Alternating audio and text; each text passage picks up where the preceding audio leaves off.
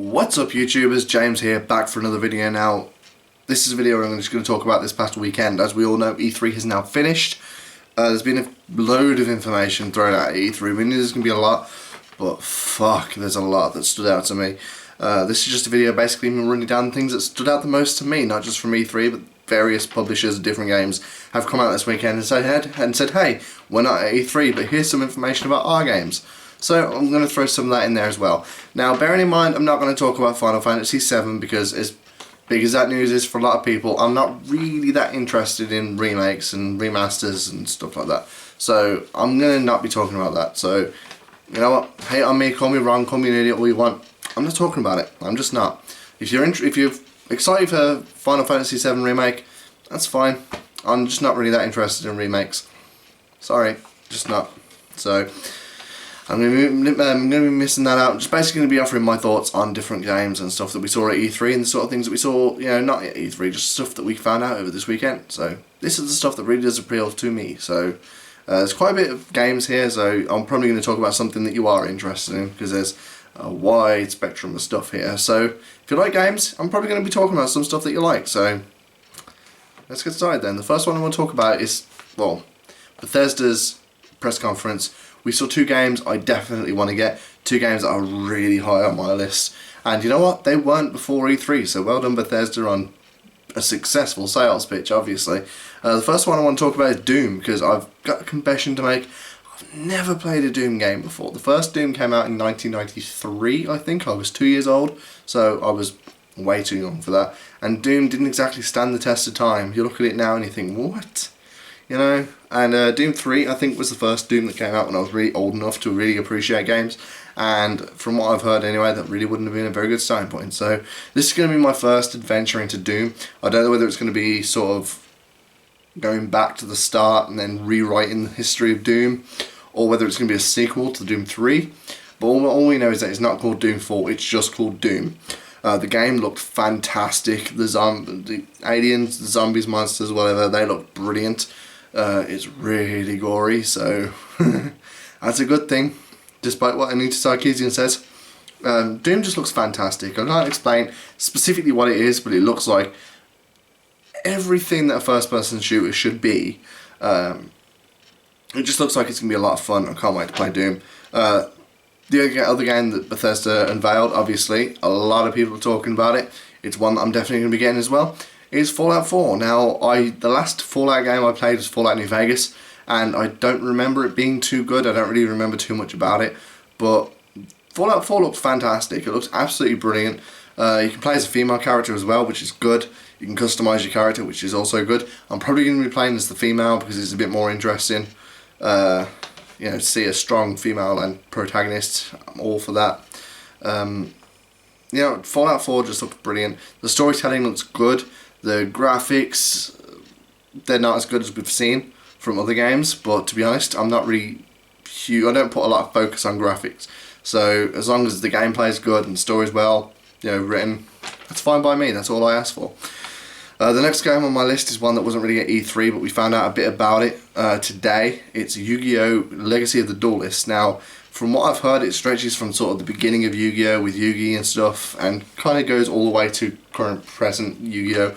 I stopped watching after Season 2, you know, when they did Yu-Gi-Oh! DX.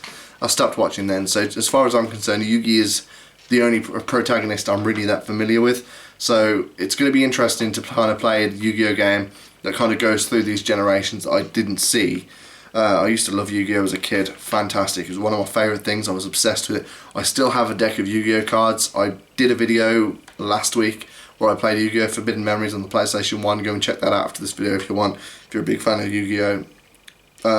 The game itself, we don't know too much about it. All we know is that it's going to kind of follow the story of Yu-Gi-Oh! From the very beginning to current day Yu-Gi-Oh! So I'm probably going to be checking that out. It's a downloadable only game, coming out in Q3 of 2015, so probably in the next few months we're going to be getting a lot of information about it. So it's one that I'm definitely going to be keeping my eyes open for. Big Yu-Gi-Oh! Fan, as I say. It's going to be one that I'm going to be keeping my eyes open for because it sounds brilliant. We don't know too much about it. Don't think we've seen too much sort of screenshots or anything like that. I can't see any, but it's probably going to be good, to be fair.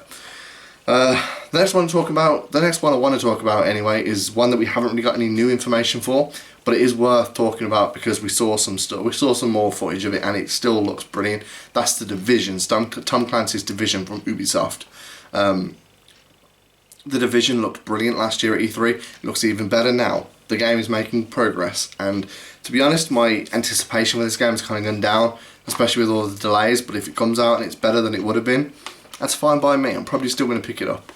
A lot of people aren't really happy about what we saw in the gameplay footage of The Division, where one of the developers killed his teammates and took the loot from an aeroplane that was dropping the loot. To be honest, it fits in with the location and the story of The Division. It's a post-apocalyptic world where everyone's going to be out for themselves. You can't even trust your friends, and I think that's fantastic. My best friends could turn on me, and I think that's great. So, The Division looks brilliant. Rainbow Six Siege, also from Ubisoft, also looks good. I'm still on the fence about it though, because I'm not quite sure how much content we're going to get for the money that they're going to be asking for. I've heard that there might not even be a campaign, and that's going to be a big put off for me, because a good story makes a game worth it, in my opinion. Online multiplayer sort of stuff, it adds to the value, but shouldn't be the bulk of the content. And to me, it's just not worth it if it's only online. I can't think of a single online only game I've been very happy with. So, I'd rather play a game like The Order 1886 with a 6-hour campaign, and I feel like I've got more out of my money than, say, Evolve, which is, 4 online modes or whatever. If you like Evolve, sorry, it's just my opinion. Ghost Recon Wildlands. Now, I've got a confession to make. I've never played a Ghost Recon game anymore. It's set in Bolivia, I think, with some drug cartel. It looks interesting. The graphics are great. The kind of dynamics of the shooting looks good. It looks like it's an open world game.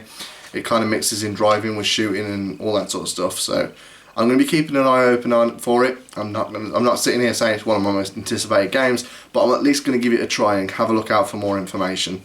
And yeah, I'm probably going to have a look at the old Ghost Recon games anyway if this one stands out to me. So, I'm just intrigued by it is all I'm trying to say. I'm not really kind of dedicating to buying it. Another one I want to mention is No Man's Sky. We saw a bit more footage from that. We still haven't got a release date.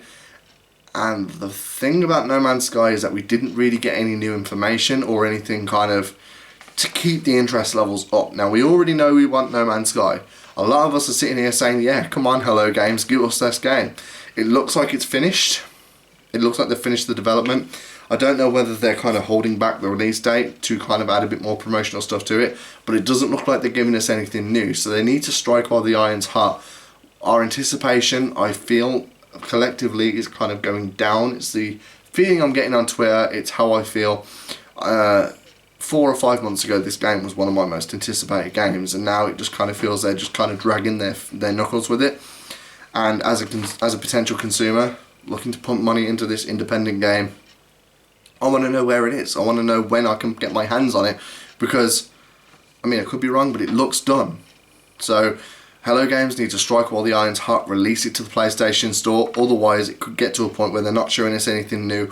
So all these other games are going to come out and people are going to not give it a second thought. So, I mean, it's just the way I see it, the feeling I'm getting from the way people are talking on Twitter. So, Hello Games, please give us that release date, release this game.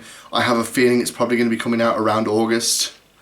Might even be a bit too late because of the way people are feeling now. Some progress has to be made in the next few weeks. Just my take. But No Man's Sky still looks fantastic. It still looks brilliant. I will probably still end up buying it. It's just that the commercial success of this game is riding now on whether or not they can balance promoting it with new material that we don't already know about to make the game a bit more interesting, on top of, releasing the game. So they're not really giving us anything new. It just feels like they're dragging their knuckles with it. No Man's Sky still looks brilliant. Please, Hello Games, do yourselves a favour, do us a favour, at least announce a release date. The way they were talking, it sounds like they've decided on a release date. We just have to know when that is. Uncharted 4 is a game they showed off. Man, that looks fantastic. That game looks brilliant. It looks like it's everything we loved about Uncharted, and so much more. You know, Uncharted, we didn't see much from it. We saw a car chase scene. You know what, there's not really much I can say about Uncharted 4. It's one of those games that everybody knows all about. We're not sure what happens in the story yet. We don't know anything about that, but I think they said it's coming out around March 2016. So I'm going to be getting that. I'm definitely going to be looking forward to that game.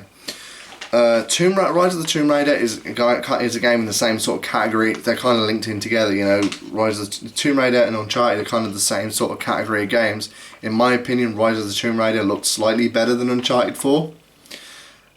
And from the way that Microsoft were talking, it seems like it might be a timed exclusive rather than an exclusive. And as someone who has a PlayStation 4 and not an Xbox One, that, you know, is good news, because I really liked the 2013 Tomb Raider game, and Rise of the Tomb Raider looks even better. The graphics look so much better, and the whole game as a whole, the gameplay looks brilliant. They're keeping Lara Croft as this really kind of realistic, sort of proportioned heroine, and that's what she needs to be. She's not this cartoony, over the top sort of Lara Croft that we saw in the original series of Tomb Raider. So hopefully it's not an exclusive, hopefully it's a timed exclusive. I will probably end up getting an Xbox One at some point. Hopefully, when I say timed exclusive, it will come out within sort of 6 months of it coming out on the Xbox One, rather than having to wait a year, 18 months or whatever for Rise of the Tomb Raider to come out on PS4. But we'll see when closer to the time, because it doesn't even seem like this game's coming out until 2016 anyway on the Xbox One, so it's probably going to be a good long while before we can play it on the PS4. But it's interesting, it's got my attention. Hopefully it's not a full-on exclusive. One game that we saw a bit of information about, and it's no secret that I love wrestling, WWE 2K16. They announced the first 6 superstars in the game. That's all we know about 2K16 so far as I'm aware. If you haven't seen it yet, we found out that Paige, Dean Ambrose, Seth Rollins, who else was it? King Barrett, Bad News Barrett. Haven't even written them down. Seth Rollins, Dean Ambrose, Bad News Barrett, Paige. I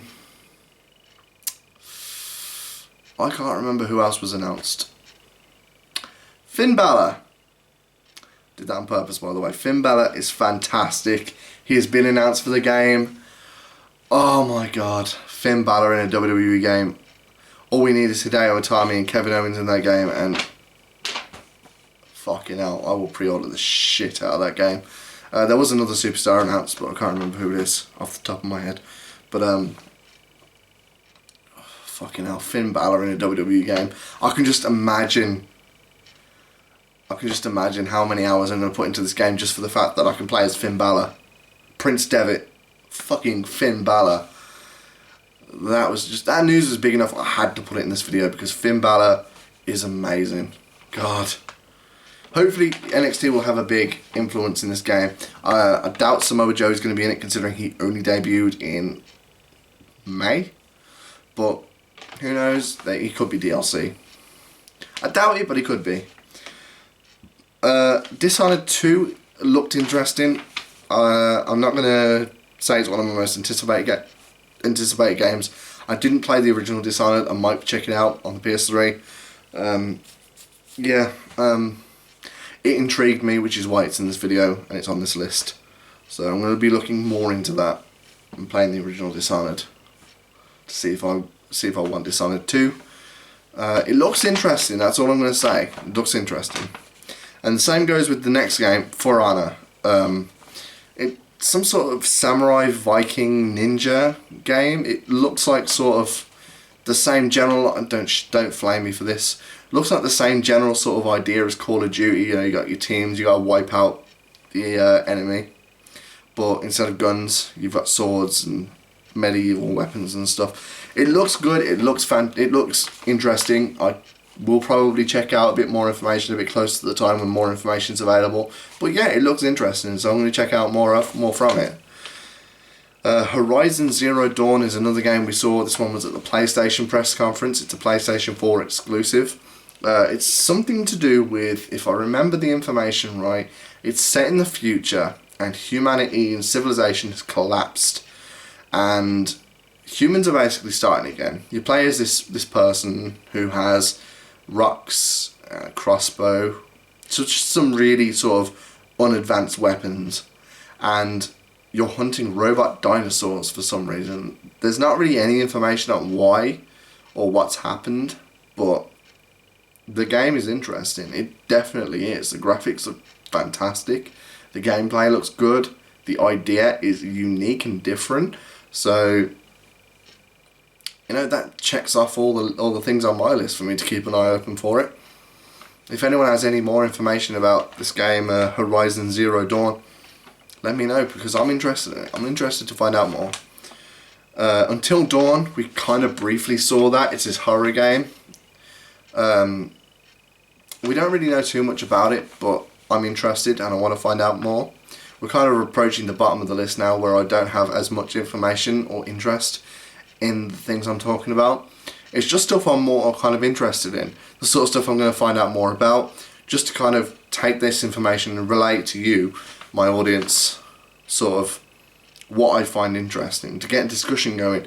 You know, if you do care about any games or any kind of things that were revealed this weekend that I don't talk about, please leave them in the comment section below, because this is trying to start a discussion, and any other things brought to the discussion that I don't bring up is all the better. Next, we got The Last Guardian. We finally saw an update on the Last Guardian. The Last Guardian was announced in 2007. That was so long ago. I was just leaving school in 2007. I was 16. I was just leaving school. I'm now 24 years old. I have a child. I'm at university. School feels like a lifetime ago, you know. I only left 8 years ago, but that's how long ago it was announced. I was 16 years old. I didn't even know the first thing about, you know, sitting a job interview, and now I'm 24 years old. I've got 2 kids, and you know, it's like my life is completely different now to when it was first announced, you know. And it's kind of weird that there's that so much kind of gap between a game being announced. It's not even released yet. So The Last Guardian's one I'm going to be keeping an eye out for, because 8 years of development, it better be amazing. That's all I'm going to say. The last game I'm going to talk about on this list is Shenmue 3. Now, this game is not necessarily in production yet. It's going to be a good while before we see it, but it's on Kickstarter. I think it's raised over $700,000 already. Please support this. Please support this project, because even if you're not interested in getting it, you know what, Shenmue 3 is a game that means a lot to a lot of people, and all I'm saying is please go and fund it. Drop any money into the project that you can, because this game, it means a lot to a lot of people. A lot of people really want to see this game, you know, the story concludes. So go over and check out the Shenmue 3 Kickstarter program page. There is more on this list I'm going to talk about that we saw from E3. It's not stuff that necessarily are game related. You know, certain games that we saw at E3, but it's stuff that we saw at E3. They pertain particularly to Microsoft and Sony's press conferences. Now, at Microsoft, we saw that the Xbox One is going to be backwards compatible with 360 games, slowly rolled out through updates, and I think that's fantastic. I think that's absolutely brilliant. I don't know why the PlayStation 4 can't do this yet. I don't know why they haven't announced it. It seems like a very good idea, because there's a lot of people who have yet to move on to current gen, and backwards compatibility is a big selling point for these people. So these people, just because PlayStation 4 is the biggest selling console in the world at the moment, not including, you know, PlayStation 2 or whatever, because obviously that's sold more. At the moment, it's the biggest selling console. That doesn't mean it's always going to be the case. And if someone's on PS3 or Xbox 360 and they want to move on to current gen and they're going to look at the two different things, backwards compatibility is going to be a big thing. So Sony, please allow us to play PlayStation 3 games on the PS4, because you are going to get creamed otherwise. Is what I would have said before Sony announced what their big feature was going to be: media playback. Now this is something I've been waiting since the release of the PS4 for. Put video files or music files on a USB pen and your PlayStation will play them. Open up, you know, Views or whatever on your laptop, and you can connect it and digitally stream files to your PlayStation. That is brilliant. The PS3 had it, 360 had it. I don't know why these consoles didn't have it in the first place, but this is welcome news. This is huge news. In my opinion, this trumps backwards compatibility. Although backwards compatibility is very important, I'm not going to deny that. This meant more to me than backwards compatibility. So just based on that, that was fantastic. I really was under the impression that Microsoft had won E3 with their backwards compatibility argument, and then Sony swoop in and announce this, and oh my god, this was amazing. You know, it will read all your basic formats. You know, on video files you can play MP4, AVI, you know, all these, you know, main sort of prop files. It will read, you know, JPEG and you know, just all the main sort of image files, and it will read, you know, MP3 and all the main sort of music files. So there are no more thumbs I can stick up Sony, but yes, both Microsoft and Sony did fantastic. They both announced this one big feature. For Microsoft and the Xbox, it's backwards compatibility. For Sony and the PlayStation, it's DVLNA streaming. So, you know what? Whatever means more to you. There's no clear winner, in my opinion, from E3 between these two companies. It's whatever means more to you. To me, the media playing kind of feature is more important than the backwards compatibility. For some people, it's backwards compatibility, and that's fine. So there's not a clear-cut winner. It depends on what matters more to you. Unfortunately, I can't tell you who I think won. For me, it was PlayStation. Based on this DVLNA sort of feature, up until that was announced, I would have gone with Microsoft. So it all depends on what matters to you. What this weekend did you see? What games stand out the most to you? What features stand out the most to you? What has impressed you or made you excited for this weekend? Drop a comment in the comment section below. Subscribe to my channel for more content. Like this video, share it on social media, get the discussion going. What are you looking for coming out of this weekend? Thank you for watching, and I'll see you next time.